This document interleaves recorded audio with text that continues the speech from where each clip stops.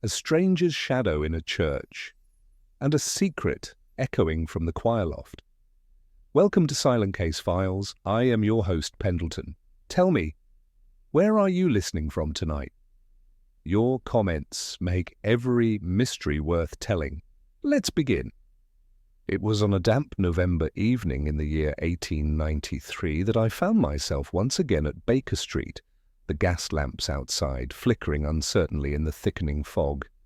The fireplace in our sitting room crackled comfortingly, casting a ruddy glow over Holmes, who reclined in his chair with closed eyes and steepled fingers, a faint scent of shag tobacco curling in the air. I had only just returned from a patient visit in South Kensington, and though my boots were wet and spirits low from the drizzle, there was something about returning to that lair of deduction that never failed to stir my blood.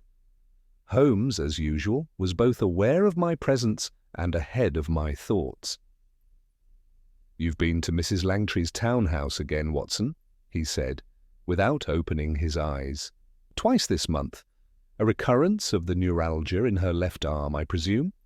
I laughed. "You're half correct. I was there, but to attend to her maid, who suffered a nasty burn from a curling iron. As for your methods, I give up. Do you track my movements through the mud on my cuffs? A thread of wool from the maid's uniform on your lapel, my dear fellow, and a faint smell of lavender carbolic soap, distinctly not the kind a lady of Mrs. Langtry's rank would use herself. But never mind that, you have timed your visit precisely. We are to receive a guest." Before I could ask for elaboration, there was a sharp knock at the door. Mrs. Hudson's muffled voice exchanged brief words at the landing, and a moment later a tall man in a priest's cassock entered the room, his face pale and drawn. "Mr. Holmes?" the man inquired, his voice edged with tension. "I'm Canon Alistair Penworthy of St. Giles on the Strand. I beg your assistance in a matter most strange. I hardly know how to explain it." Holmes sat up at once, gesturing the man to the seat opposite. "Begin at the beginning, Canon. If the matter is sufficiently obscure, I have every confidence it will engage my attention." Penworthy glanced nervously toward me, then leaned forward. "It concerns a stranger," he said slowly. "A man none of us recognized who appeared during last Sunday's evensong service. He was seated in the choir loft behind the tenors." Holmes's brows lifted slightly. "Not a common place for visitors." "Exactly," the canon said. "That portion of the church is reserved for members of the choir." Yet he was there, seated, motionless, his face shadowed beneath a wide-brimmed hat.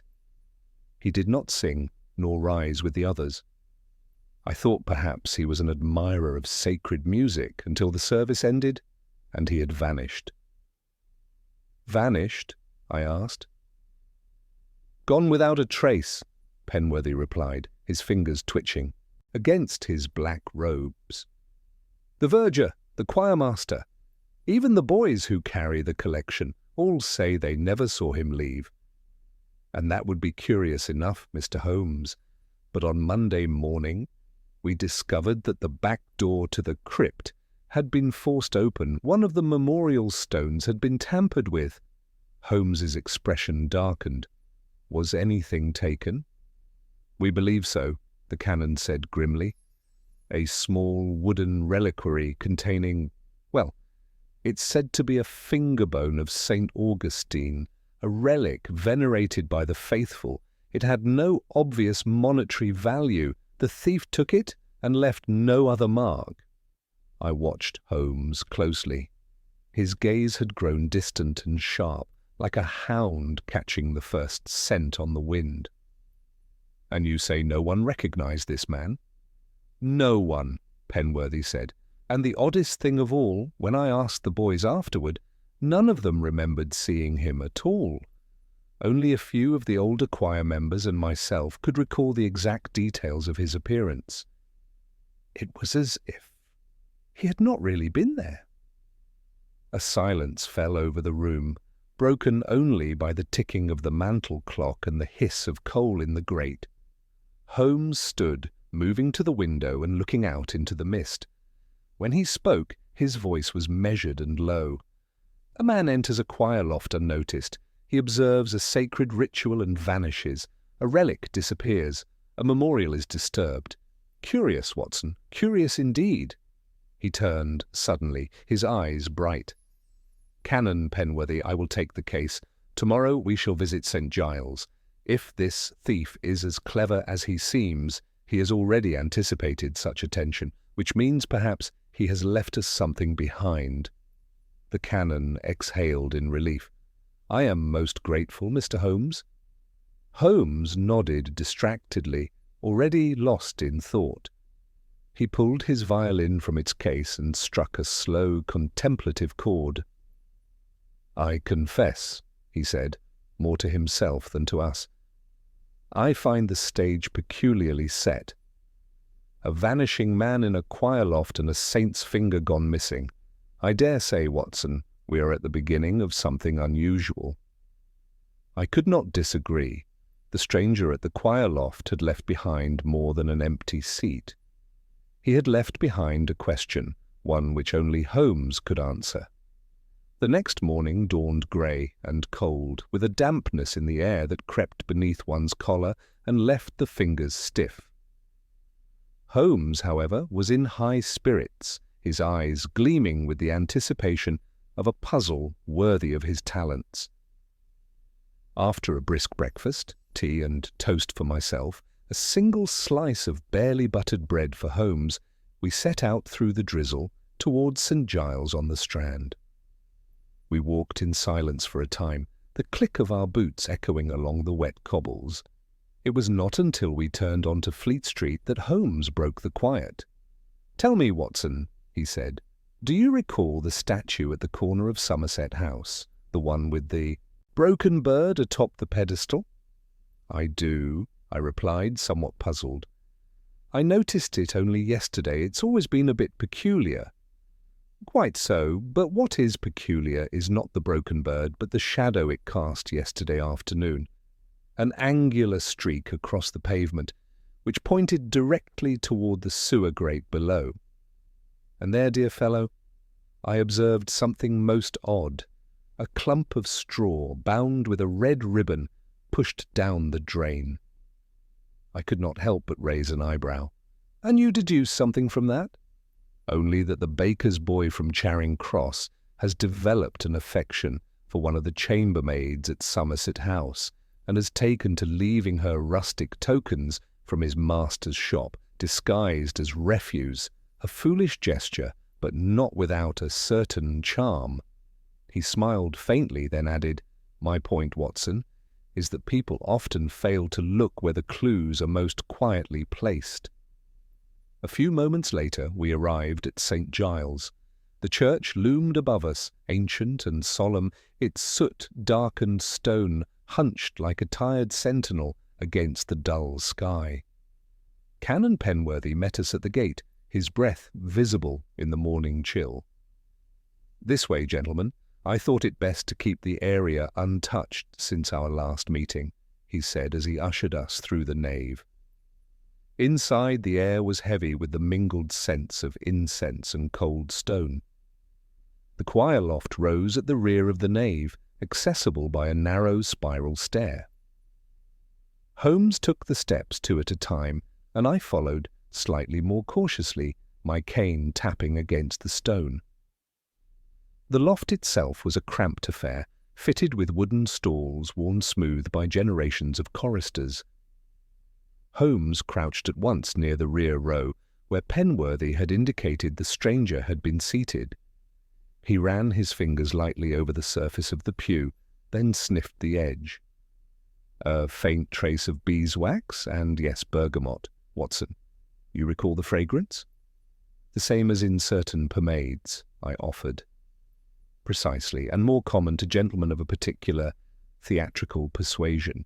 Canon Penworthy, have any of your regular parishioners recently joined from Covent Garden or its surrounds?" Penworthy looked surprised. "Well, yes, as a matter of fact, Mr. Julian Ormstein, a retired stage manager, has joined us for services of late." But I hardly see. Holmes waved a hand. Merely an angle cannon. Now let us inspect the rest. He moved like a bloodhound down the narrow rows, peering beneath benches, examining a loose stone in the flooring, pausing once to pick up a single brass button that had lodged in a crack. "I assume this does not belong to one of your choir robes?" he asked, holding it up.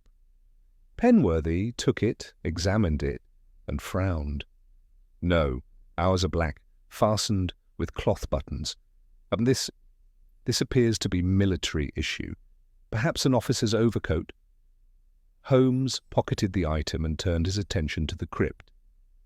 The descent into the crypt was steep, and the stone steps slick with moss. A pungent cold greeted us, and the torchlight wavered along the walls like ghostly fingers. The memorial stone that had been disturbed lay at the far end. Holmes knelt beside it immediately, brushing away some loose grit and peering into the crevice left behind. "Here," he murmured, "tool marks, clean, precise, and not more than 2 days old. The thief used a narrow chisel, likely steel, and had a practiced hand." He pointed to a scuffed patch nearby. "And there, a kneeling print. The heel mark is distinct. Military tread, narrow instep. Our man may once have worn a uniform." I stood watching, the damp settling into my shoulders, the smell of mildew curling up from the old bones beyond the wall. "It strikes me as a most peculiar theft, Holmes," I said. "A finger bone, of all things."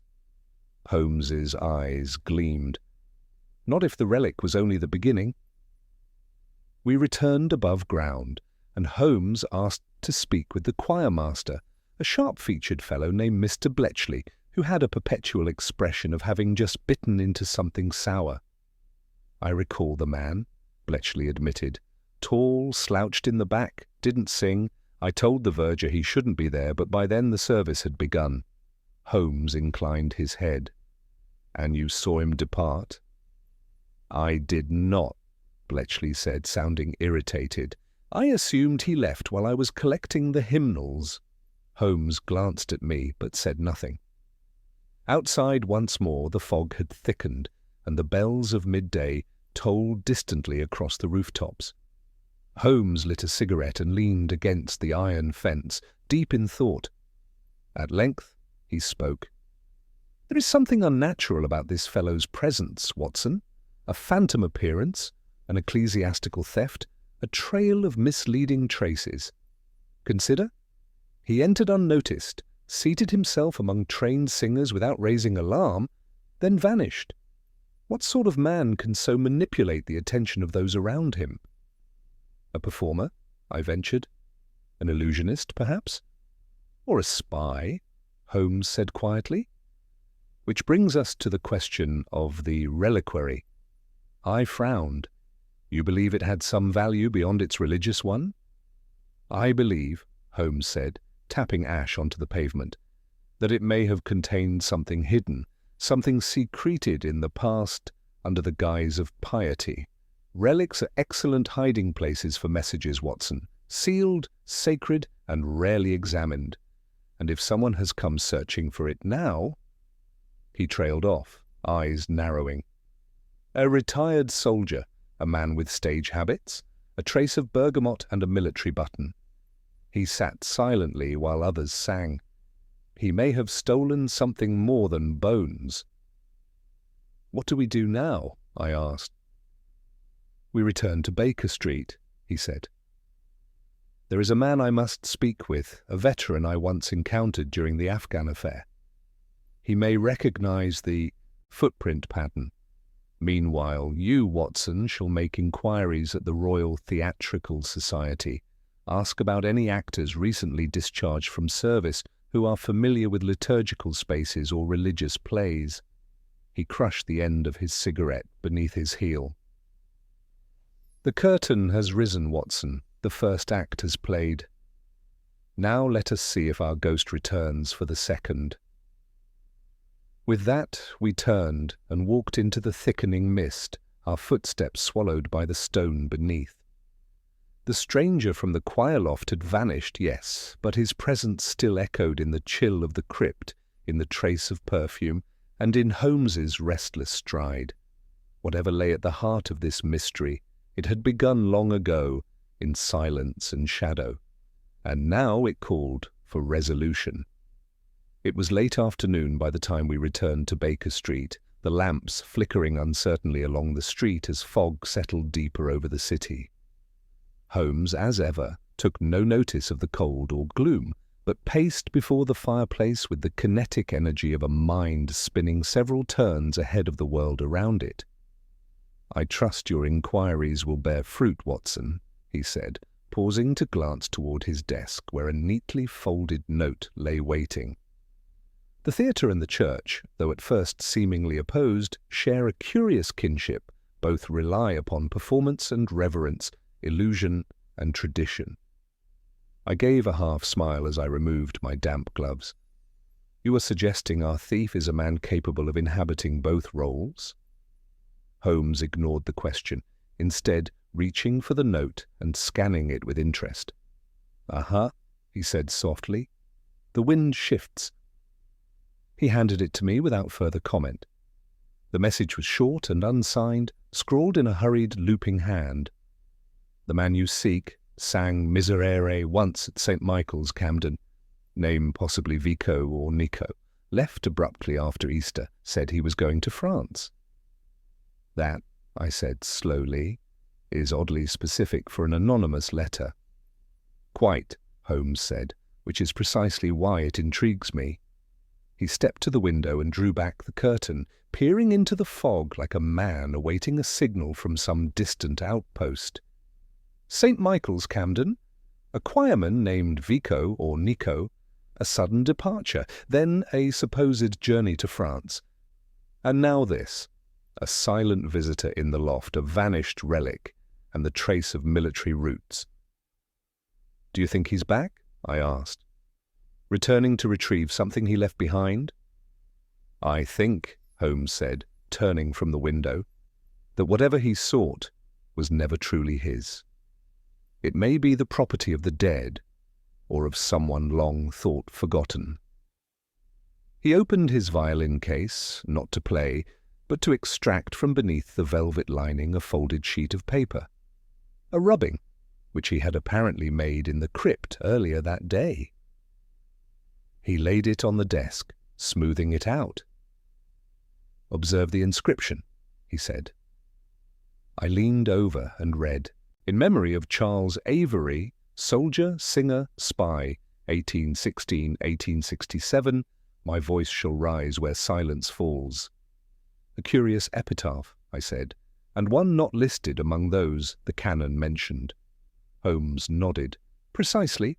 The reliquary was hidden beneath this stone." Now consider Charles Avery, a soldier, a singer, a spy. This trifecta fits our ghost perfectly, unless, of course, the ghost is his heir. He tapped the name with his finger. What if the bone was a mere decoy? What if, beneath it, there was a message left by Avery, perhaps in cipher, invisible ink, even microfilm, if he was ahead of his time? "You're suggesting this is not simply theft," I said. "It's an act of espionage, an unburied message." Holmes gave me a look of rare approval. "Just so, Watson, and now we must confirm it." He reached for his coat. "We are going to Camden." It was well after 6 by the time we reached St. Michael's, the soot-stained stone of the modest parish almost lost in the murk of the evening. A single lantern burned by the front door, and the smell of damp wood drifted from within. A thin man in spectacles met us, Mr. Greeley, the parish clerk, who blinked at our request and led us down the side aisle, speaking in a nervous whisper as if afraid the saints might overhear. Yes, I recall the young fellow, Italian, I think, or Spanish, called himself Signor Vico. Fine voice. Sang alto, though I suspect his range was much broader. Odd sort, but talented, always scribbling in a little green notebook." Holmes's eyes lit faintly. "Did he leave anything behind?" "Just this. Greeley said, producing a weathered piece of folded paper from his ledger. "We found it in his seat after he failed to return one Sunday. Thought it might be music, but it's not in any notation I recognize." Holmes unfolded it on the lectern. The page was filled with a series of marks, neither words nor runes, but peculiar arrangements of diagonal slashes and curved strokes, like a kind of shorthand, or perhaps a code. "Not Pitman's," Holmes muttered. "And not the cipher of the Albemarle affair? Curious." He studied it for a moment longer, then folded it and placed it in his coat pocket. "We must move quickly, Watson. The game is accelerating." "Back to Baker Street?" I asked. "No," he said, already striding toward the door. "To the British Museum. Tonight, if possible. I know a man in the manuscripts room, an insomniac linguist with a weakness for puzzles. If this code has roots in musical transcription or early 19th century military correspondence, he may identify its structure." I followed him out into the fog, where the gaslight glowed like pale fire through the gloom. As we rode in the cab, I couldn't help but feel a growing sense of unease. The pieces were falling together, yes, but not in a way that brought clarity. Instead, it was as though we were glimpsing the edges of a vast tapestry, woven with names and motives buried decades deep. "You believe this man Vico, or whatever his true name is, has found a hidden message left by this Avery?" I asked. "And that it's of value still?" Holmes turned his gaze toward me, his expression unreadable. "I believe," he said quietly, "that we are not the only ones looking, and that the man from the choir loft may not be working alone." I frowned. "You suspect a network?" "I suspect," Holmes said, "that an old flame has begun to burn again, and flames, Watson, tend to draw both moths and predators. The British Museum was mercifully still open upon our arrival. After a whispered word with a grey-bearded assistant in the manuscripts division, Mr. Hildebrand, whom Holmes addressed with the casual familiarity of an old conspirator, we were led into a private alcove stacked with reference volumes. The coded page was laid flat under a lamp, and Hildebrand's eyes gleamed as he adjusted his spectacles. "Not a cipher," he murmured. This is notation, but not of any music I've seen. Wait, look here. These slashes correspond to intervals, diatonic scales, modified by... My word, it's Gregorian, altered Gregorian script with ciphered rhythmic accents. It's a musical code." Holmes's fingers tightened slightly on the back of my chair. "Can you read it?" Hildebrand's lips twitched. "With a little work? Come back in 2 days, but I'll tell you this, it's not a hymn. The intervals repeat unnaturally, I'd wager. It's a text, concealed in tones, perhaps military orders, or something even older." As we left the museum, I turned to Holmes. What could possibly be worth such effort, hidden in a melody, buried beneath a church floor, and chased through time? He did not answer at once, but as we walked into the misty night, he said softly, almost to himself, "Avery sang his secrets, and now someone seeks to sing them again. The question is, why now?" And so the mystery deepened. A vanished relic, a coded score, a spy's memorial in a quiet crypt. Somewhere in London, a man who did not sing sat in a choir loft and watched, waiting, and Holmes, already hearing the music behind the silence, had begun to compose his reply. The following morning found Holmes in an unusually silent state. He had risen early, taken neither tea nor toast, and was seated at his desk with the coded page from St. Michael's laid out before him, a thin overlay of tracing paper positioned carefully above it. He was marking it in delicate strokes with a fine graphite pencil, pausing now and then to consult a series of books that he had pulled from his private shelf, works on cryptography, early musical notation, and the lesser-known biographies of Victorian military figures. "I take it your linguist friend at the museum has yet to deliver his translation," I said, as I entered with the post. "He has," Holmes replied absently, "but I prefer not to rely on another man's interpretation when the puzzle is this delicately constructed. His conclusions were adequate, but I believe he missed a structural clue embedded in the rhythm." I refrained from questioning further. Holmes, in such a mood, was best left to his pursuits. Still, the tension in the air was undeniable, like the taut string of a drawn bow. The mail that morning yielded little of note until, tucked among the bills and circulars, I found a single cream envelope addressed to Holmes in a bold, angular hand. No return address, no seal. Holmes broke it open with a flick of his letter knife and read swiftly. I watched a flicker of interest pass over his face, then something colder. He handed the note to me without a word. "Mr. Holmes, you are trespassing on ground that was buried for good reason. Some songs are not meant to be sung again. Leave the matter be, or the next verse will end in silence.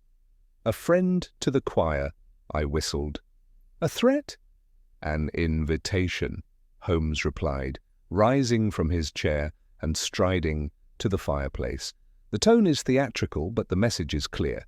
Someone knows we're getting close, and they are afraid of what we may uncover." He tapped the note against his palm, then turned to me. "Do you recall the brass button we recovered in the choir loft?" "Of course. You believed it to be from a military overcoat." "Indeed. I sent it late last night to a contact at Horse Guards Parade. He has confirmed that the button was standard issue to members of the Honourable Artillery Company during the Crimean Campaign. And guess who served under that banner between 1854 and 1856? I thought for a moment. "Charles Avery?" "Exactly.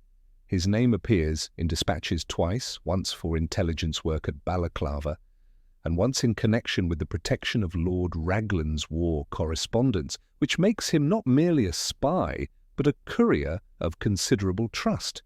I saw it at once. Then the message he left behind, the musical cipher, could be related to those documents, or something he carried back with him." Holmes's eyes gleamed. "That is the theory, and now our mysterious intruder, whom we'll continue to call Vico for simplicity's sake, is working from the other end, attempting to reconstruct the cipher for his own purpose." "But to what end?" I asked. "That," Holmes said, "is the very question we shall now pursue." By midday, we found ourselves once again navigating the warren of back streets near Seven Dials. Holmes had insisted on revisiting the site of the theft, not St. Giles itself, but rather its immediate surroundings. He had a theory, he said, that a man like Vico would not act without a nearby retreat, a base from which to monitor the site before making his move. Our search led us to a row of narrow lodging houses backing onto an alley that terminated within sight of the church's vestry windows. Holmes surveyed each doorway with casual attention until, at the third house, he paused and tilted his head slightly. "The scent," he murmured. "Do you notice it, Watson?" I stepped closer. A faint trace of something floral, lavender and bergamot, overlaid with the acrid bite of pipe tobacco. "This one," Holmes said. "Let us try a more indirect approach." He knocked sharply. After a moment, a slovenly woman in a house dress appeared, her eyes narrowing with suspicion. "We're not buying anything," she said flatly. Holmes smiled disarmingly. "Madam, forgive the intrusion. My friend here," he gestured to me, "is a physician, and we believe one of your lodgers may be in need of care. A man in his 30s, olive complexion, fond of singing." The woman frowned.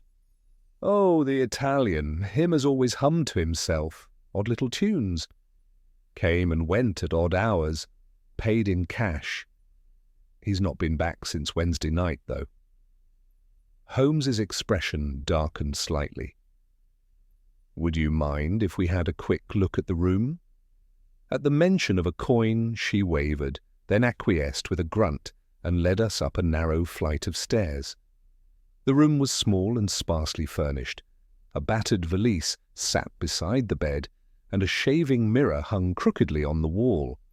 Holmes examined the space with rapid precision, running his fingers along the sill, lifting the pillow, tapping on the underside of the wash basin.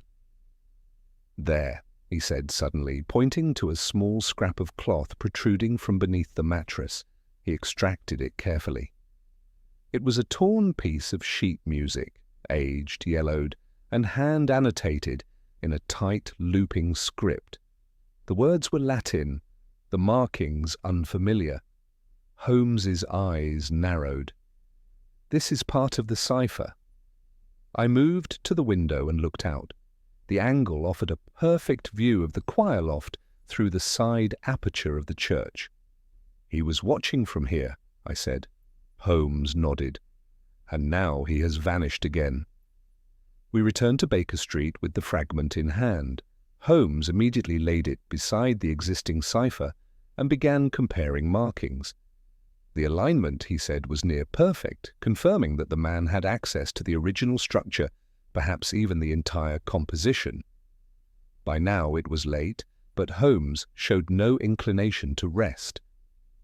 As the fire crackled and the city darkened around us, he moved with intense focus from note to note, line to line. At last he looked up. "Watson, I believe we are dealing with a document of remarkable historical significance." "How so?" "This is not merely a cipher, nor even a coded message. It is a musical map. Each tonal interval corresponds not only to a letter, but to a geographic coordinate, likely tied to a location known to Avery during the Crimean conflict." "Then the reliquary?" "Was never the goal in itself. It was the key.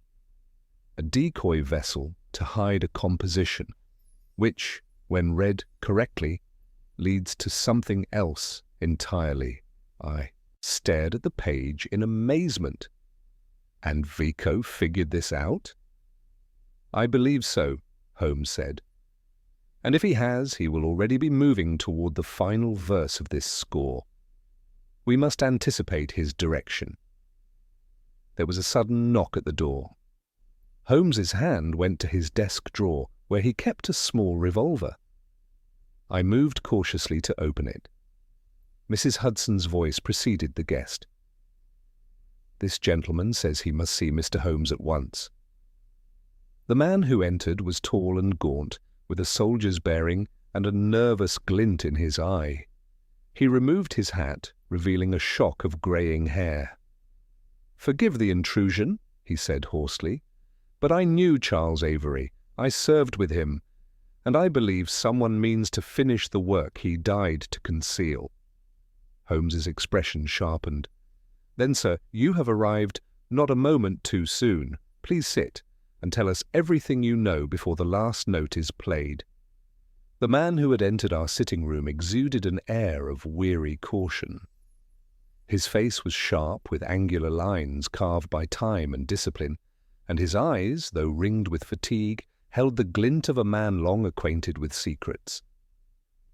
He removed his coat with deliberate care, as though his every movement was dictated by the habits of a soldier who had long ago trained his instincts not to betray his thoughts. "I am Captain Elias Monk," he said simply. "Late of Her Majesty's Intelligence Corps, retired these past 20 years, but not so far removed from the shadows that I can ignore their rustling." Holmes motioned him to the armchair near the hearth. "You knew Charles Avery?" Monk nodded. "Knew him, trusted him, owed him my life, in fact." He paused, as though recalling something he hadn't let himself revisit in a long time. "We were stationed in Balaclava during the winter of '55. Nasty business that winter, snow like splinters, frost that cracked your boots apart. Avery and I were tasked with handling messages between the front and Constantinople, coded instructions from the High Command, plans for intercepts, even a list of compromised operatives. The stakes were incalculable." "And this cipher?" Holmes asked, indicating the coded page spread before him on the desk. Monk leaned forward, peering at it. "Good God," he murmured. "He actually did it. He composed the thing." "You were aware of his musical inclinations?" I asked. "He fancied himself a singer long before he fancied himself a spy," Monk replied. "He said music was memory in disguise, something you could carry across borders in your head. Toward the end of the war, he told me he'd created a musical composition that encoded every piece of intelligence that hadn't yet reached England. He feared a breach, thought a courier might be intercepted." Holmes interjected. "So he hid it in a reliquary beneath a church?" Monk nodded. "If this is what I think it is, then it contains names, codes, the location of a safe house in Sevastopol, and possibly instructions for activating what we called the Caledonia Protocol." Holmes's eyes narrowed. "The Caledonia Protocol?" "Avery never told me the details," Monk said. "Only that it was a last-ditch failsafe in case of betrayal at the highest level. He believed someone within the British ranks had been feeding information to the Russian command. If he was right, then this document, this score, was a map to exposure." A silence fell in the room, broken only by the crackle of the fire. "Captain Monk," Holmes said at last, "do you have reason to believe someone is still seeking this information?" "I do. About a week ago I was approached by a man posing as a theatre impresario. He claimed to be assembling a choir to perform a revival of sacred music from the Crimean era. But his questions were far too pointed. He asked about Avery, about the crypt at St. Giles, and about whether I still kept any of our old dispatch records." "Did you give him anything?" I asked. "Not a word," Monk replied grimly. "But the next night my rooms were broken into. My old campaign chest was rifled through. They took nothing of value, at least not in the conventional sense, but I'd stored a few old notes from Avery in a hollowed-out ledger. They were gone." Holmes's face darkened. "That was no impresario. That was likely Vico or someone working alongside him." Monk looked at the cipher again. "If they understand this score, they'll be heading to the next marker, and if I'm not mistaken, that will lead them straight to the lockbox Avery left in the care of a clergyman in Kent." Holmes straightened. "Do you know the name?" "Reverend Ashton Rowe. He ministered at a tiny chapel on the coast, St. Aelred's by the sea. Last I heard, he was still there, though very old." Without a moment's hesitation, Holmes turned to me. "Watson, pack your things. We depart for Kent by the night train." We reached the windswept village of Lower Daring late the next morning. It was one of those forlorn English hamlets where time seemed to move in slow circles, and even the wind carried the scent of salt and memory. The sea was visible from every point in the village, grey, restless, and indifferent. St. Aelred's was a weather-worn stone chapel perched upon a bluff, its roof greened with moss, and its steeple leaning slightly, as though bowing under the weight of years. A low stone wall encircled its small graveyard, and a crooked path led to the vestry door. We were met by a white-haired man whose eyes, though clouded with age, sparked with intelligence. Reverend Rowe. "Charles Avery," he said softly when Holmes introduced our purpose. "Oh yes, I remember Charles. He was the only man I ever saw kneel at that altar, as though he were making a promise to the dead." "Did he leave something with you?" Holmes asked. The Reverend nodded slowly. "He did. A sealed wooden box. Said it was for the eyes of a man named Elias Monk, or Mr. Sherlock Holmes, should he come calling." Monk, who had travelled with us, stepped forward. Rowe led us into the vestry, where he unlocked a small iron-bound chest. From within he withdrew a dark wooden case, sealed with wax and bearing an insignia I did not recognize, a thistle bound in ribbon. Monk took the box with reverence. His hands trembled slightly. "We'll examine it back in London," Holmes said, his voice low. But as we exited the chapel, I caught sight of something that made my heart jolt. A man stood at the edge of the graveyard, watching us. He was tall, thin, wrapped in a dark coat. His face was obscured by a high collar and wide-brimmed hat. He made no move to approach, nor to flee, just watched. Then in a moment he turned and disappeared into the trees bordering the coastal path. "Holmes," I began. "I saw him," Holmes said. "Vico or someone connected to him. He followed us here." "He'll try to take the box," Monk muttered. "No," Holmes said. "He won't have the chance." That night, back in Baker Street, we opened the box beneath the steady glow of the desk lamp. Inside, wrapped in oilcloth, was a bundle of letters, a thin leather journal, and a folded sheet of music far more elaborate than the cipher we had previously uncovered. Holmes unfolded it gently. The page was covered in notations, Latin words, intervals, cryptographic symbols embedded in the stems of notes. Holmes studied it for several minutes, lips moving silently. At last he said, "This confirms it. The cipher is a trail, a series of locations. Avery must have moved the intelligence over time, hiding parts in safe houses, within church foundations, under memorial plaques." He tapped the lower corner of the page. "This symbol here, it's not just musical, it's cartographic. It points to a specific latitude and longitude." He looked up at us. "There's something buried beneath the ruins of Fort Craddock on the Isle of Sheppey." "Do you think Vico knows?" I asked.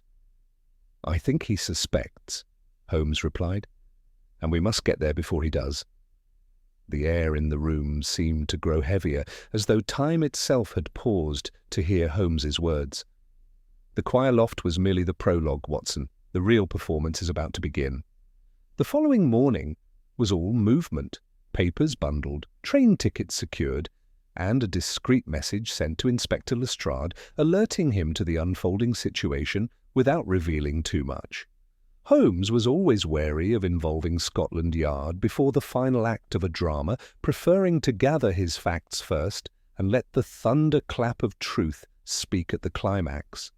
But in this case, he feared a more sinister chorus might yet join the stage. We departed for the Isle of Sheppey under a leaden sky that seemed to sag with the weight of unshed rain.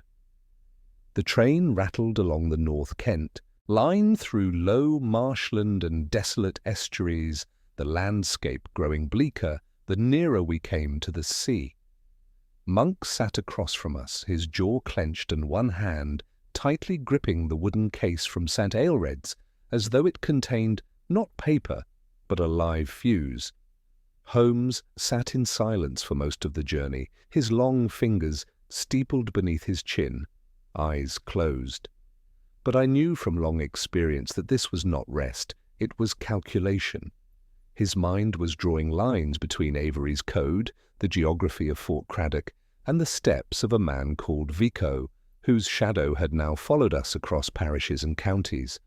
"Watson," Holmes said suddenly, without opening his eyes, "when we arrive, I want you to keep a close eye on Monk. He may well be our ally, but if I've learned anything, it's that long-buried secrets tend to rot the hands that carry them." "You suspect him?" I asked in a low voice.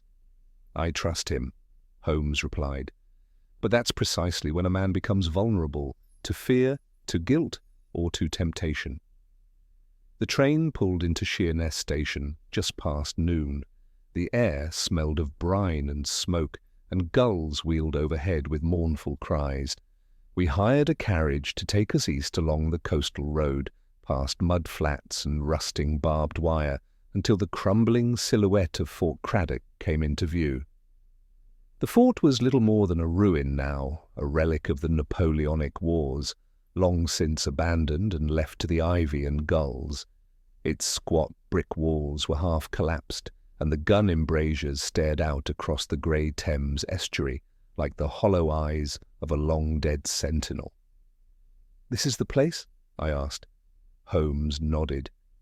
It matches both the coordinates and the tone markers embedded in Avery's score. He used rhythm to indicate distance and pitch to suggest elevation. Very clever. Music as cartography. Monk said nothing, but his hand had not relaxed its grip on the wooden box. We moved cautiously through the outer shell of the fort. Holmes had brought a compact map from the Ordnance Survey and used it to orient our search. At last, he came to a halt before a half-buried stone archway, barely visible beneath a mass of tangled vegetation. "Here," he said. "This was once the powder magazine. There's a chamber beneath this spot, likely reinforced. If Avery wanted to hide something enduring, he'd have chosen a location that was both discreet and durable." Monk, unbidden, stepped forward and began clearing the vines with his gloved hands. Holmes crouched beside him, examining the stones with a magnifying lens. Then he rose, brushing dust from his knees. "We'll need tools," he said, "and time." We returned to the carriage and instructed the driver to find a local labourer who could lend a spade and lantern. In less than an hour, we were back at the site, digging into the moist, stubborn earth just before the arch. The work was slow and the spade struck root and stone in equal measure. Monk took the brunt of the effort, as though the task gave him focus. It was I who noticed the footprint. "Holmes," I said quietly, "someone's been here." He joined me, crouching beside the faint depression in the soil. It was a partial print, just the front of the boot, angled inward, and still fresh enough to hold the outline of a narrow sole. Holmes stood and scanned the low horizon. "We're not alone," he said. Monk stopped digging, breathing heavily. "They're here?" "Possibly watching us now," Holmes replied. "But if so, they've made a mistake.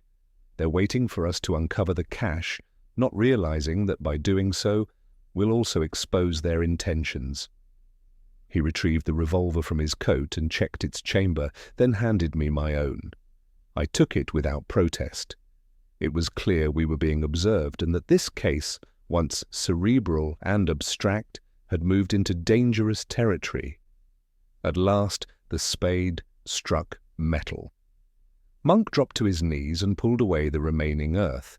A small iron hatch crusted with rust and sea salt lay buried in the floor. Holmes examined its edges, then pried it open with the tip of the spade. Inside, nestled in a dry recess beneath the stonework, was a flat tin container, stamped with Avery's initials. Holmes lifted it out with extreme care. He opened it slowly. Inside were 3 items: a sheet of paper wrapped in oilskin, a small brass key, and a folded cloth map of the Black Sea coastline, annotated in a red ink that had faded but remained legible. "This," Holmes said with quiet satisfaction, "is the last verse." He passed the paper to me. It was a ledger of names, dates, and locations. Some were crossed out, others had check marks beside them. Beside each name was a notation in Latin or French. "This is a spy roster," I said, "British and Russian both." "Not just that," Holmes said.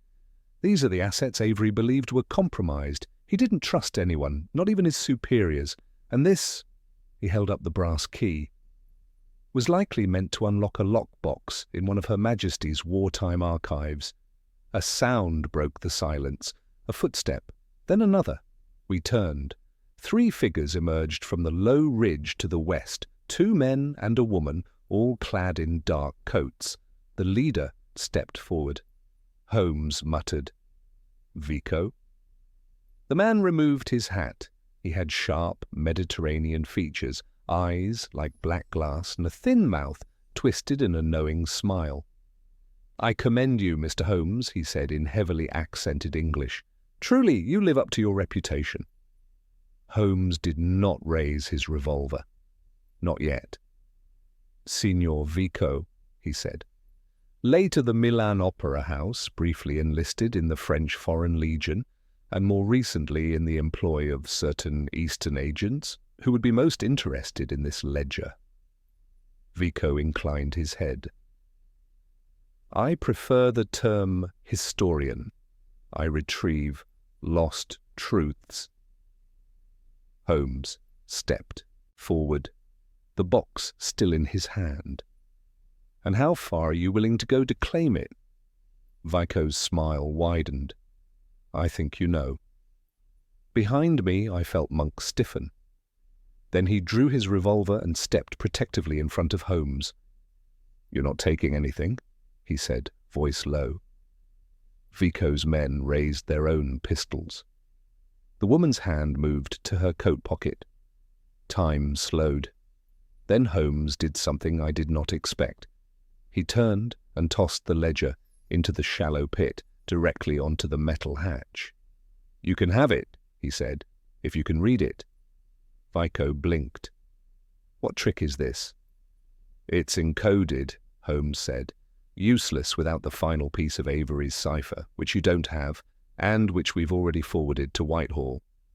It was a lie, I could tell from the glint in Holmes's eye, but one delivered with such confident clarity that even I felt the deception had weight. Vico narrowed his eyes. Then, slowly, he lowered his gun. I see, he said. Then we are finished? For now, Holmes said, but I advise you to return to your music. The espionage business is about to become rather unfriendly to your sort. Vico gave a short, mocking bow, then turned and vanished into the fog, his companions following. When they were gone, I let out a long breath. You lied, I said. Indeed, Holmes said, but convincingly, and that is often enough. He turned to Monk. We leave tonight. Whitehall must see this document. Whatever Avery buried, it may still save lives, or destroy them. And as we climbed the ridge and looked back at the fort, the wind rose from the estuary, whistling a strange, mournful note across the ruined walls. Avery's song, Long Buried, was playing again. The wind had not yet stilled when we reached the station at Sheerness that evening, its mournful keening carrying with it a sense of unfinished melody. Holmes, wrapped in his coat and with the iron box clutched beneath one arm, was withdrawn and silent, eyes fixed on the distant outline of the marshes as the train pulled away from the coast. Monk, too, was quieter than I had ever seen him, staring out the opposite window, his jaw locked tight, as though struggling against the weight of memory. I leaned toward Holmes and spoke in a low voice. Do you think Vico believed you? I think, he said without shifting his gaze, that Vico is an opportunist first and a patriot second. He may work in the name of a foreign cause, but men like him work just as often for the highest bidder. My ruse only needed to stall him long enough for the real material to be delivered to Whitehall. But we haven't delivered it, I reminded him. No, Holmes said, a smile flickering faintly at the edge of his mouth. But by now, Vico will assume we have, and that illusion is more powerful than any truth. With luck, he and his associates will vanish back into their shadows, at least until they are flushed out properly. He turned then and regarded Monk. There's still one thing that troubles me. Monk looked up. Why? Holmes asked quietly. Did Avery leave the key to you and only provide my name as an afterthought? Monk blinked. I don't follow. Oh, I think you do. Avery trusted you above all others. He left you the materials. He even confided in you the existence of the cipher. So I ask again, why not entrust you with the full decoding mechanism? Why was it necessary for me to come into this at all? Monk shifted uneasily in his seat. I don't know, he said. Perhaps he feared I wouldn't live long enough to complete it, or that I might be followed. Holmes was watching him intently now. Or perhaps, Holmes said softly, he feared that you might, one day, be tempted to open the box yourself. Monk flinched, only slightly, but it was enough. I felt tension creep into my shoulders. "You think he doubted me?" Monk said flatly. "I think Avery was a man who saw betrayal everywhere," Holmes said, "even where there was none. You may be innocent, Captain, but I believe he suspected that some day someone close to him might break." Monk looked away, and for a long moment no one spoke. The train sped through the night, and I could not shake the sense that the shadows we had left behind in Sheppey had found a way to climb aboard. We arrived in London shortly before midnight. Fog lay thick over the city, curling through the alleys like smoke from a smouldering fire. We made for Baker Street immediately, declining a cab in favour of the relative silence of the walk. Holmes said nothing for the duration, though I could see his mind ticking away beneath his calm exterior. Inside, he placed the box on the table and turned immediately to the fire, where he stood with his back to us, the flames playing against the folds of his coat. "Watson," he said, "pour us each a glass of that brandy you keep hidden behind the medical volumes." I complied, passing one glass to Monk. Holmes remained by the fire, swirling his own without drinking. Finally he spoke. "There is still a note we haven't heard in Avery's melody. One final phrase." He turned then, setting down the glass untouched. "Monk," he said, "why don't you tell us about Henrietta Locksley?" The name struck the air like a pistol shot. Monk paled visibly. What did you say?" "You heard me," Holmes said. "Henrietta Locksley, a former codebreaker in the War Office, disgraced in 1862 for suspicion of tampering with diplomatic pouches, vanished shortly thereafter, officially presumed dead in France, but according to Avery's ledger—" He strode to his desk and drew out the ciphered list from the metal box. "There she is, under a different name, marked with a treble clef, a musical symbol, yes, but in Avery's notation it indicated trusted acquaintance, a mark he used for only 3 people: himself, you, and her." Monk's mouth had gone dry. How did you—" "You met her in Crimea," Holmes said. "She wasn't disgraced. She was embedded, deep cover, and she wasn't your enemy. She was your wife." The silence in the room became unbearable. "I knew," Monk said at last. His voice had cracked. "I knew if I told you, you'd suspect me. Everyone did. Avery warned me never to speak her name." "And yet you kept her letters," Holmes said gently. "Even after her supposed death, you kept the truth." Monk sank into the armchair, eyes closed. "She wasn't a traitor," he said. "She was the only one who never broke. But Avery thought she'd gone too far. He thought she might turn. He left the ledger partly to test me. If I opened it on my own, I'd be betraying her.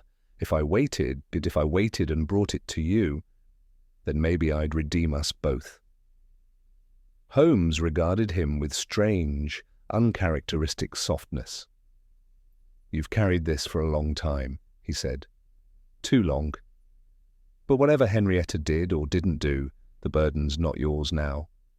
The ledger goes to Whitehall. The truth will out, as it always does." Monk rose slowly. He extended the key to Holmes, hand trembling. "I think you should deliver it." Holmes accepted it without a word. Then, without glancing back, he crossed to the fireplace, lifted the lid of the iron box, and placed the key within. He closed it and sealed it once more with wax. "Tomorrow," he said. "First light. I'll see to it myself." The next morning brought clarity with the dawn. The fog had lifted. The sky was blue. Holmes and I stood on the steps of the War Office just after 8 o'clock, the iron box once again under his arm. The clerk inside received us with curt formality and guided us to a secure annex where a senior intelligence officer, one Colonel Braithwaite, received the ledger with grave thanks and an unreadable expression. "You understand, Mr. Holmes," he said, "that the matter will be sealed. The events contained in this file will not be made public." "I expect nothing else," Holmes said. But as we departed, he turned to me with a faint smile. "Watson, mark my words, somewhere in 50 years' time, an ambitious historian will dig up this business and publish it as a musical oddity. No one will believe it really happened." "Will they be wrong?" I asked. "Not entirely," he said. We returned to Baker Street, where Monk sat waiting, his eyes brighter and less haunted. "You did it," he said quietly. "No," Holmes replied. "We did." Charles Avery composed a final symphony, one written in silence, in ink and in gilt. All I did was read the score. And with that, Holmes settled into his armchair, lit his pipe, and stared into the fire, the last traces of the stranger from the choir loft fading into smoke and ash. But in the quiet I thought I heard it still, that mournful, spectral melody sung once in the loft at St. Giles, where a spy had sat watching, waiting, and remembering a promise made long ago. The case was closed, but the song perhaps would never quite end. The days that followed passed with a curious sense of stillness, as though the very act of closing Avery's final ledger had quieted the echo of something long unresolved. London streets bustled on as they always did. Omnibuses rumbled, newsboys cried their headlines, and the fog, ever dutiful, returned in soft waves to its accustomed haunts. But in our rooms at Baker Street, a sense of subtle transformation lingered. Holmes moved a little more slowly. I caught him more than once, standing at the window, pipe in hand, not watching the world for signs of treachery, but simply gazing, thoughtful, inward. I had expected him to leap eagerly into another case, to hurl himself with customary energy into new intrigues, but instead he showed signs of something close to contemplation. Not melancholy, precisely. He was not given to indulgences of that kind, but a sort of inward tuning, as though he were still trying to catch the last note of Avery's symphony. It was 3 days later, as I sat reviewing my notes from the affair and considering whether the case might be suitable for publication, that Holmes finally broke his silence. "Watson," he said from his armchair, "there is still a piece left on the board." I looked up, startled. "You believe the matter isn't finished?" "On the contrary, I believe the central drama has concluded. Avery's code has been recovered, the secrets entrusted to the Crown, and our operatic antagonist has retreated, at least for now. But Vico is not a man to slink into obscurity, and that, my dear fellow, is what troubles me." "You think he'll make another move?" Holmes tapped ash into the tray beside him. "He may not, but if he does, it will not be for revenge. Vico plays only for advantage. No, if he returns, it will be because he knows something we don't." I frowned. "But surely we have all the pieces now, the ledger, the cipher, the key, the list." Holmes rose and crossed the room to his desk, where he opened a drawer and removed the fragment of sheet music we had found at St. Michael's in Camden. "This," he said, holding it gently, "has been troubling me." He laid it on the table and pointed to the bottom corner, where a faint, almost invisible symbol had been scratched into the margin. It looked like a stylized A with a descending line through it. "At first I took it for Avery's signature," Holmes said, "but Avery never used such a mark, and it's not a musical symbol, it's an emblem." "For what?" I asked. "That, Watson," he said, "is what we must now determine." Holmes's inquiries the following day took us deep into the British Library, where he spoke with 2 antiquarians and a former military codebreaker now retired to cataloguing foreign, religious manuscripts. From there we visited a private society of musical historians in South Kensington, where Holmes presented the symbol to a Professor Duval, a Frenchman with an encyclopedic knowledge of ecclesiastical codes and musical cryptography. "Oui," said Duval, peering through his glasses. "This symbol, it is not English. It is not musical even, it is monastic. I have seen it once before in an old Benedictine cipher used in the south of France. The mark denotes anonymous, a name used by monks who recorded or preserved forbidden material, philosophical tracts, heretical texts, or politically dangerous messages." Holmes's eyes gleamed. "And would such a symbol be used outside the church?" Duval shrugged. "Only if the author wanted the reader to understand two things, that the message was dangerous and that its origin must remain hidden." Holmes stood. "Merci, Professor. You've been most illuminating." As we departed, I asked, "Then Avery didn't write the cipher after all?" "Oh, I believe he transcribed it," Holmes said, "but I now suspect he did not compose it. He passed it along." "To whom?" "That, my dear Watson, is what Vico may yet return to discover. If there is a predecessor, an anonymous, then the story did not begin with Avery. And if it didn't begin with him, then the truth he concealed may yet have another chapter." That evening brought another surprise. As we returned to Baker Street, we found a telegram waiting on the hall table. Urgent. Vico sighted in Paris, bookshop near Rue des Archives. Seen speaking with former consulate translator, possibly seeking fragment of cipher.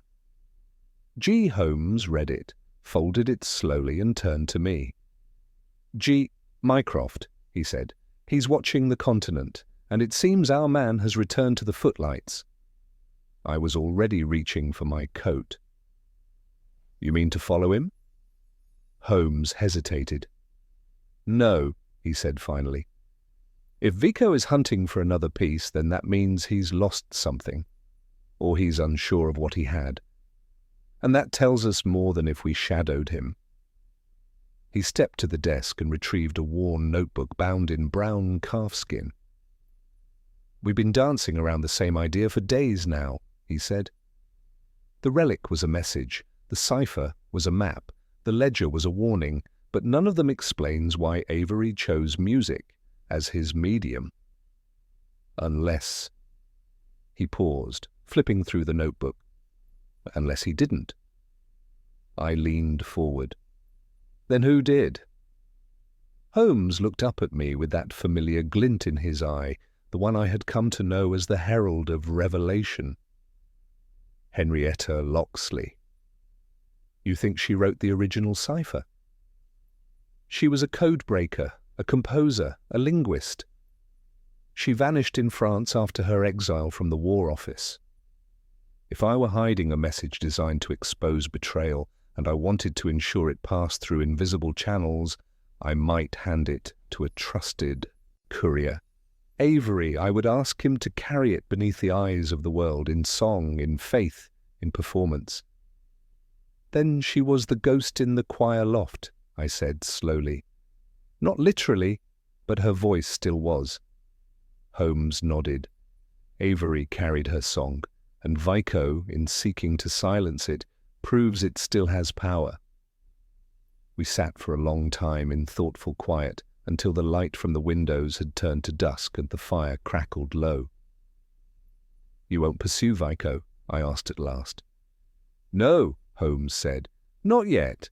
Let him prowl. Let him grasp for broken pieces and fragmentary lines. The truth is no longer his to find." He took the cipher, the map, and the music sheets and gathered them into a small folder. He bound it with twine, sealed it with wax, and placed it into the strongbox at the foot of his bedroom. "There," he said, "the rest of this song belongs to the future. Let someone else write the final bar." 2 weeks later, the matter faded into the corners of memory. Monk returned to his estate in Sussex, quieter but somehow lighter, and the choir loft at St. Giles once again filled with voices singing only of God and grace. No sign of Vico emerged again, not in London, nor Paris, nor anywhere the whispers of the intelligence world reached. But one foggy morning, as I prepared to leave for my surgery, Holmes held out a letter to me. Its envelope was unmarked. Inside, on a single sheet of parchment, was the following: "There are songs that survive in silence, and some that must be sung in darkness. You found one, but there are others, and I am still listening." A friend to the choir. I looked up at Holmes. "Vico?" "Almost certainly," he said. "But let him listen. The stage is empty now, and we've closed the curtain." He struck a match and dropped the letter into the hearth, watching as the flame consumed the words and sent them swirling upward with the smoke. And as he turned away, I thought I heard, somewhere far off, the fading echo of a single, sustained note, unearthly, unresolved, and faint as breath in winter. Holmes said nothing. But in the silence, I could almost swear I heard Henrietta Locksley's melody one last time. Autumn in London is a season of disguises, fog for sunlight, damp for warmth, quiet for peace. It had been nearly a month since we'd closed the case of the Choir Loft, and Baker Street had settled back into its old rhythm, cases of stolen heirlooms, forged signatures, even a dispute over a missing racing pigeon from Lambeth.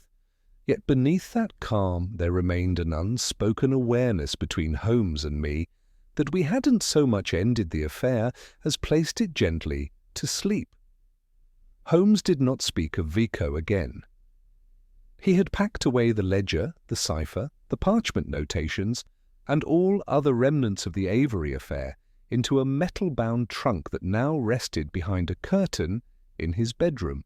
On its lid, in his own hand, he had written 2 words in chalk: "Closed file." But despite all outward signs of calm, I began to suspect that Holmes was not quite at ease.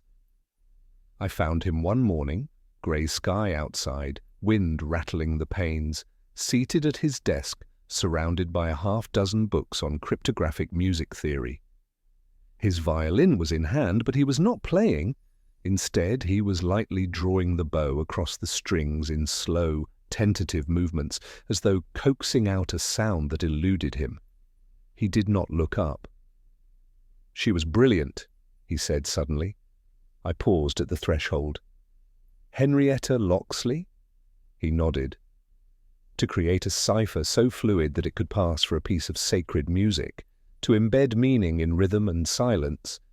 It's not just intelligence, Watson.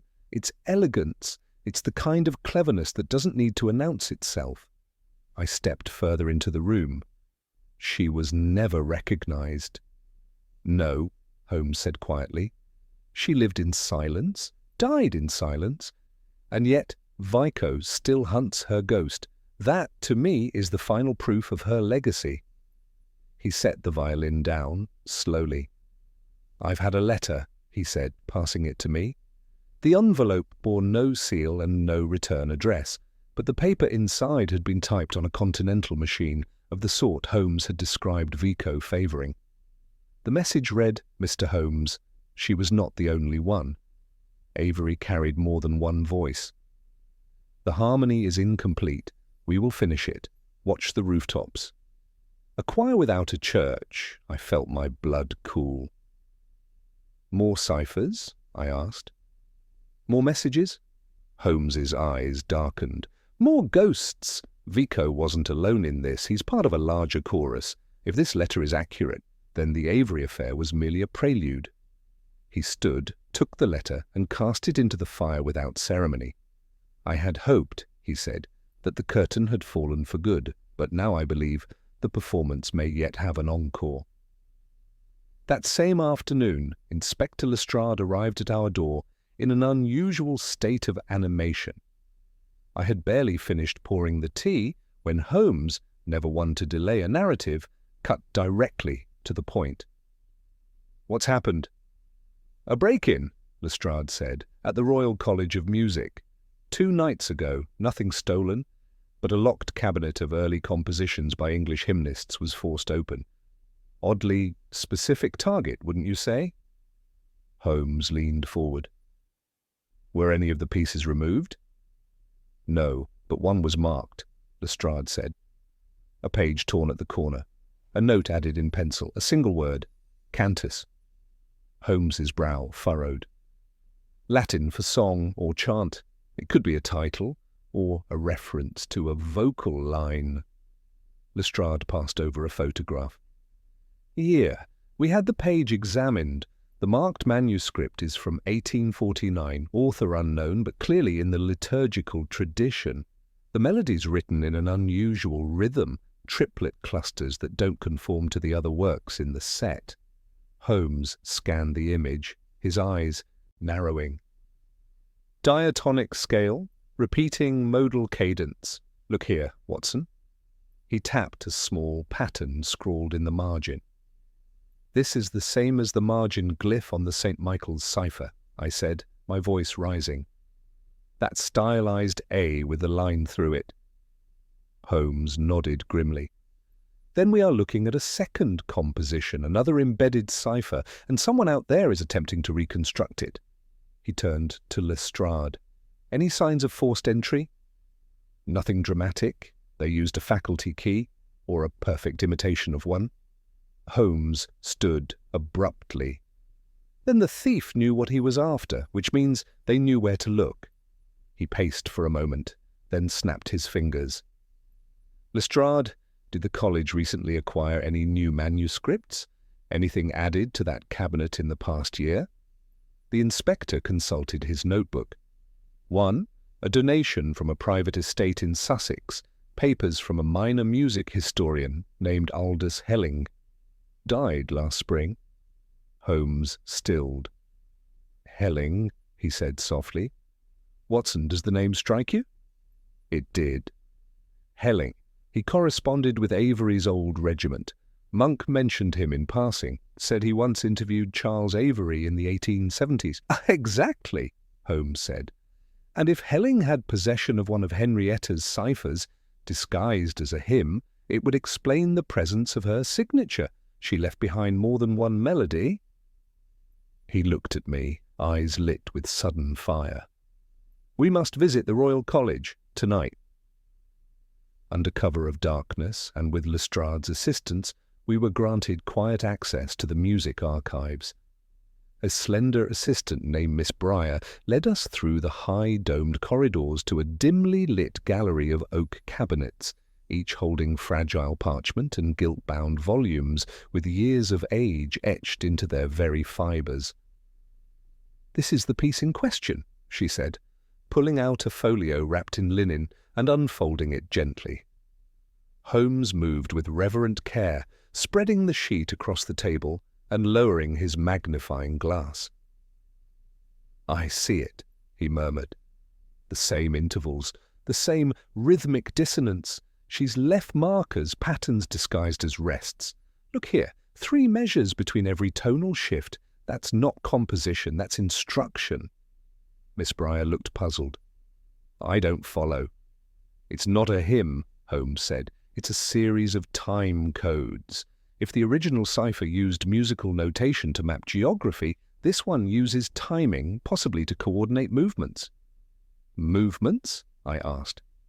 Holmes turned to me. Couriers, signals, rendezvous points. This piece isn't a map, it's a schedule. She was building an entire framework, musical encryption, not just to hide secrets, but to pass them in performance. He turned to Lestrade. This may go far deeper than we realized. Lestrade, uncharacteristically serious, asked, Do you want it secured? Holmes hesitated. No, he said finally. Let them come for it. Let them believe they're still ahead. We'll be watching. Later that night, back at Baker Street, Holmes returned the folio to his desk and sat in silence for a long while. He did not speak. Nor did he pace or play his violin. He simply sat, his eyes on the window, where fog had once again begun to creep down from the eaves. At last he said, Watson, the strange thing about harmony is that it requires dissonance to resolve. I looked up from my notes. You think this case is unresolved? No, he said. I think it was never a single case. Just a part of something larger, something still playing out beneath the surface.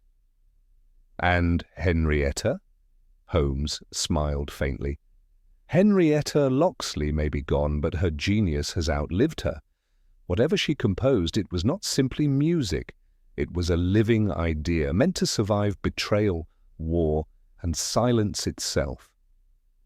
He rose and crossed to the window, drawing the curtain shut.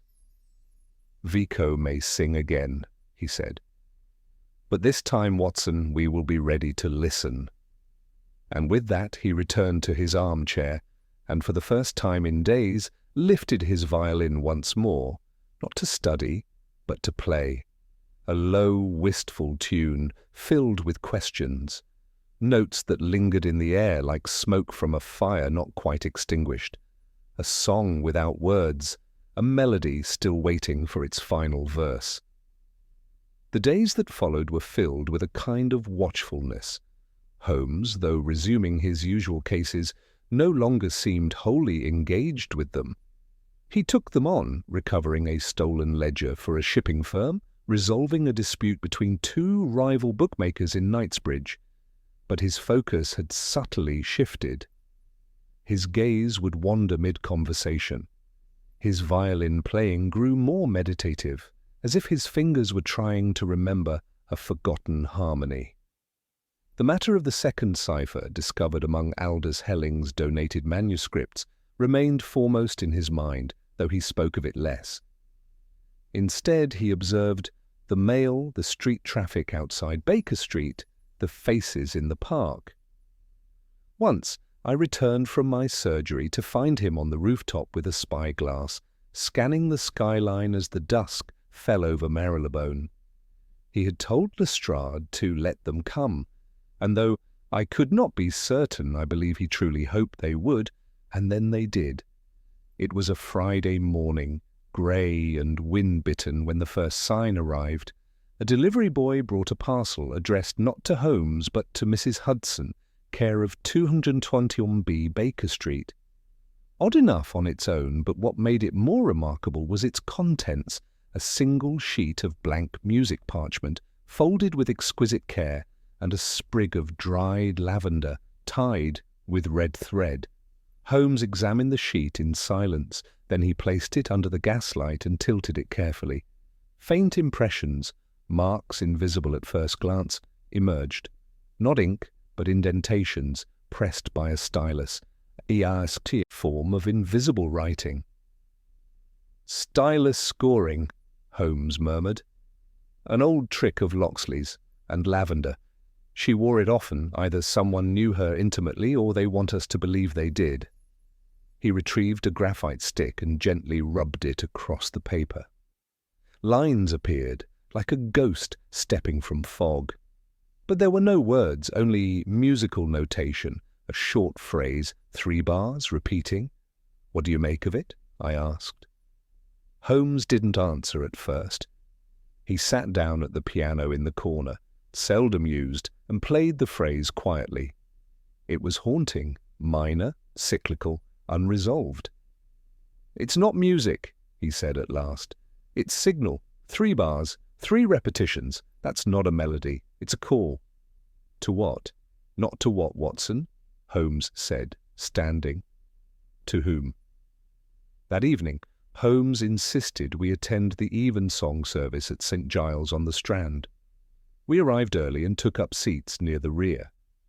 The choir loft was occupied by a small ensemble, a modest group of basses and tenors rehearsing softly as parishioners trickled in. The old church echoed faintly with the sounds of shuffling feet and muted prayers. Holmes was tense, not visibly, but I knew the signs, the tight line of his mouth, the way his fingers pressed together with rhythmic precision, tapping the same pattern he had played on the piano earlier. The service began. Midway through, as the choir rose to sing a hymn in D minor, I saw Holmes sit forward, eyes locked on the loft above. There, on the far left side of the loft, in the shadows, a man stood silently. He did not sing. He was tall, coat buttoned to the collar, face turned slightly away. But I saw, unmistakably, a flicker of familiarity in the shape of his jaw, the angle of his shoulders. Holmes's hand closed on my forearm. "Vico?"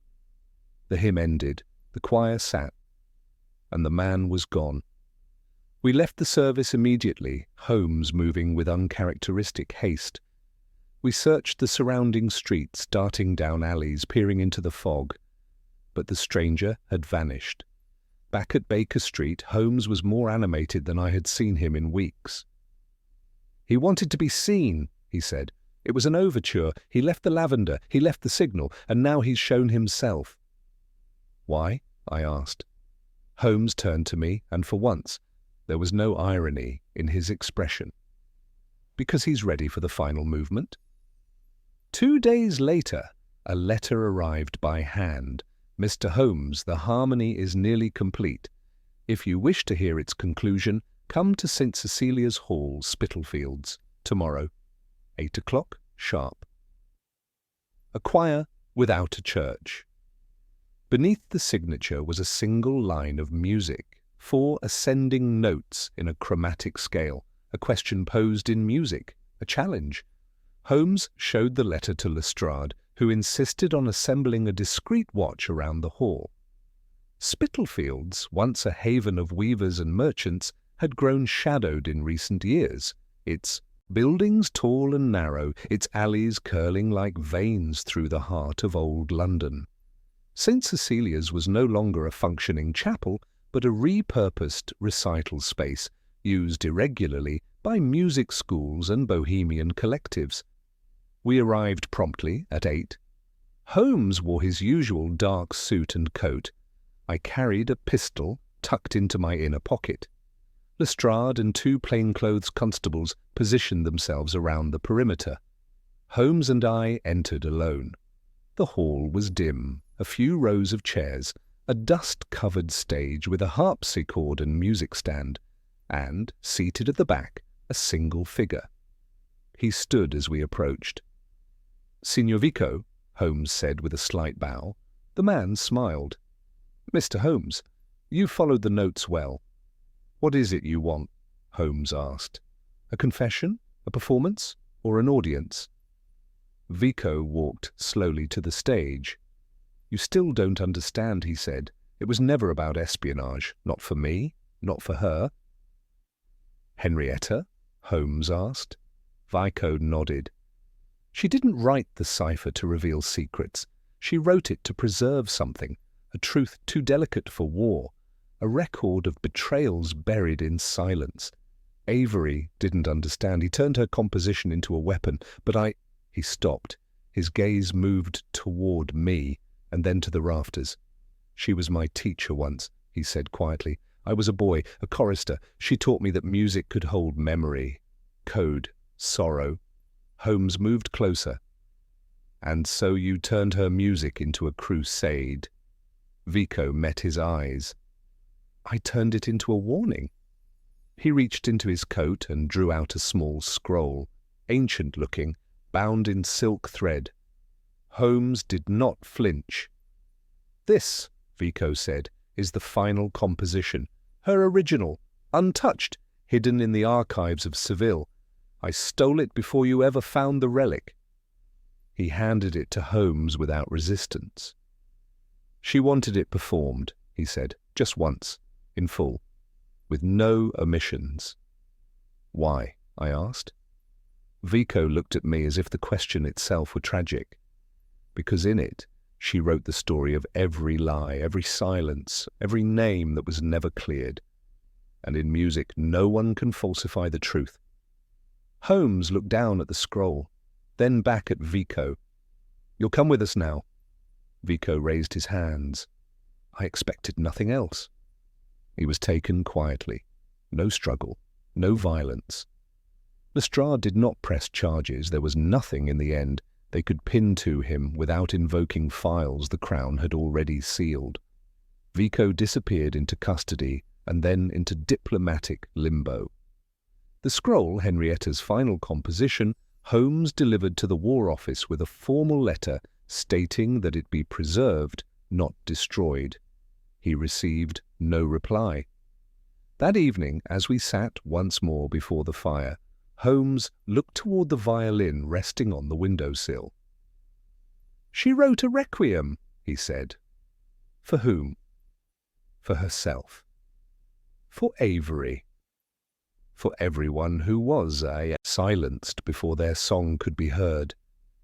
He rose and took the violin in hand. Then, for the first and only time, he played the first bars of the scroll's music, slow, mournful, beautiful. And when the last note faded, he looked at me and said softly, "The case is closed, Watson, but the echo remains." And it did, for all the years to come. The final days of the case passed, not with the sound of revelation, but with the gentle hush of something deeply buried being laid to rest. The scroll, Henrietta Locksley's original composition, was examined by the Crown's Internal Review Council, preserved under strict classification, and ultimately neither performed publicly nor destroyed.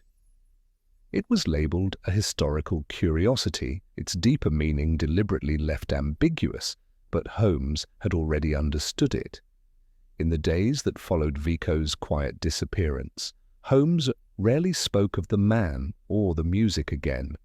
Yet in our rooms at Baker Street I found that he returned often to the piano, sometimes in the early hours of morning, to play fragments of that final melody. Each time it would pause before completion, as though the last note had to remain unplayed. One evening, as the mist pressed soft and cold against the window panes, Holmes broke his silence. "Do you recall, Watson, the repeated phrase in Henrietta's cipher?" I nodded. 3 bars, 3 times. Yes, that was not simply a structural device. It was a principle, a truth she lived by. She encoded 3 stories within her composition, her own, Avery's, and Vico's, a trinity of conviction, sacrifice, and redemption, each flawed, each incomplete, alone. But together, they formed the full picture, I said. Holmes gave a rare, quiet smile. Precisely. He turned away and pulled from the bookcase a slim journal, his private annotations of the case. He passed it to me. "I've written down the cipher's final solution," he said. "Its literal content may never be disclosed, but the method, the music of meaning, as she called it, deserves not to be lost." I accepted the journal, understanding at once that I was being handed something not only rare, but deeply personal. Holmes had cracked countless codes in his career, but never one wrapped so completely in human sorrow. "And Vico?" I asked. "What truly became of him?" Holmes's expression became unreadable. "There are rumours," he said, "of a man seen boarding a steamer bound for Alexandria, of a voice heard singing an unknown hymn in the hills of Malta. But nothing confirmed. Perhaps he disappeared as he intended, in silence." He turned then and took down his violin. As he tuned the strings, he said, almost absently, "There was one final clue, Watson, that I never shared with the authorities. Do you remember the blank page Vico left for Mrs. Hudson?" "Of course." "There was something in the pressure of the stylus, 3 indentations that formed the shape of a date." Holmes drew his bow slowly across the strings. "March 6th, 1860. My brow furrowed. The date of Henrietta's disappearance." "No," Holmes said, letting the note linger, "the date of her last performance." I stared at him. "You think she performed the cipher aloud?" "I believe she performed it once, and only once, before burning the original and disappearing into exile. That scroll Vico recovered in Seville was not her work. It was his copy, transcribed from memory, a replica, imperfect." He began to play softly now, a melody I recognized, her Requiem, the theme that had haunted our steps since the Choir Loft. "Then all this time," I murmured, "we were chasing a shadow." Holmes nodded. "Yes, but sometimes, Watson, shadows tell us more than light. They stretch across history. They remind us that truth does not disappear. It merely changes form." The final notes faded and Holmes set the violin gently back in its case. "I imagine," he said, that in 50 years someone will find one of her fragments buried in an old manuscript, mistake it for a minor choral piece, and perform it without ever realizing what lies beneath. He looked toward the fire, the glow painting his face in amber and shadow. That, he said, would be the final justice, for her music to live on, honest and unmarked, needing no cipher to endure. I said nothing. There was nothing more to say. Outside, the wind moved softly over the rooftops of Baker Street, and from some distant alleyway, the faint sound of a church bell tolled the hour. And in that quiet, I felt the case of the stranger at the choir loft slip into memory, not solved in the traditional sense perhaps, but understood. It was, as Holmes had often said, not only the detection of facts that mattered, but the recognition of meaning within silence. And in this case, meaning had been found, in silence, in song, and in a ciphered requiem written not merely to reveal secrets, but to remember those who had no voice. The curtain had fallen, and the music, at last, was still.